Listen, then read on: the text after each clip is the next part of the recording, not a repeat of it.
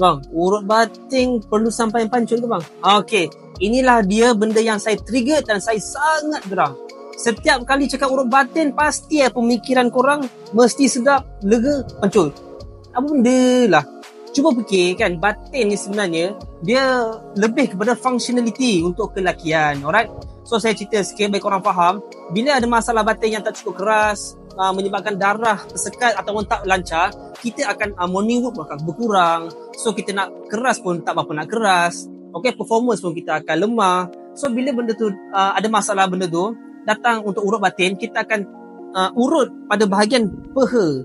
Alright, ada point tertentu untuk melancarkan darah kepada alat sulit lelaki.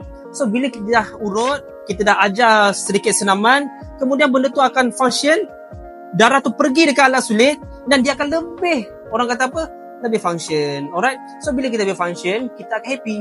Bukannya sampai pegang, sampai pancut, happy kat situ, tak ada. So kat sini saya nak bagi tahu, kalau korang pergi mana-mana tempat nak happy, nak urut batin tapi dia ada happy ending ke situ, jangan pergilah. Confirm main-main, confirm ternipu. Itu je saya cakap.